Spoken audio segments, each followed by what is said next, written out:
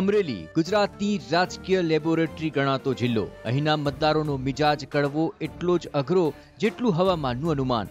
ક્યારે અમરેલીના પાટીદારો કોંગ્રેસને સમર્થન કરે કે ભાજપને તે કહેવું અઘરું હોય છે. વાત છે વિધાનસભા ચૂંટણીની.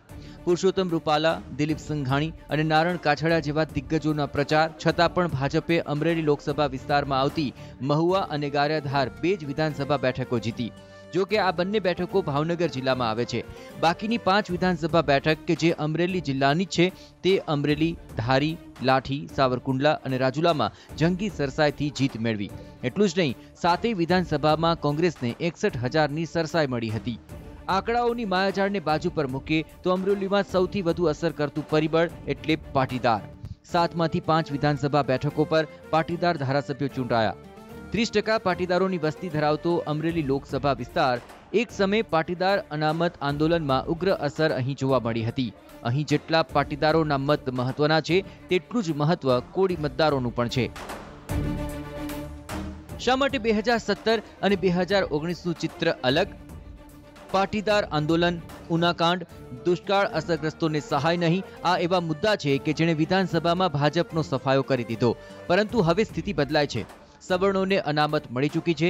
ઉનાકાંડની પણ અસર ઓછી થઈ છે અને કેટલીક જગ્યાએ નર્મદાના નીર પહોંચ્યાનો સરકારનો દાવો છે. આ સમીકરણોને ધ્યાનમાં લઈએ તો ભાજપ ફરી વખત આ બેઠક જીતી શકે છે. જો કે પાક વીમાની ચૂકવણી અને ખેડૂતોની નારાજગી હજુ પણ દેખાઈ રહી છે. જો આ જ નારાજગી યથાવત રહી તો ભાજપને બેઠક જીતવામાં પરસેવો પડી જશે. ભાજપ માટે ક્યાં મુશ્કેલી?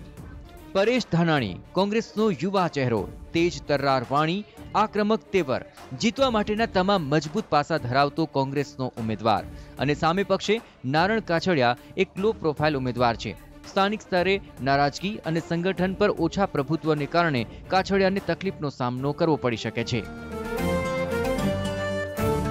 Bureau report, TV9. TV9 ગુજરાતીની YouTube ચેનલને સબસ્ક્રાઇબ કરો અને બેલ બટન જરૂરથી દબાવો જેથી દરેક વિડીયોના નોટિફિકેશન તમને મળતા રહે.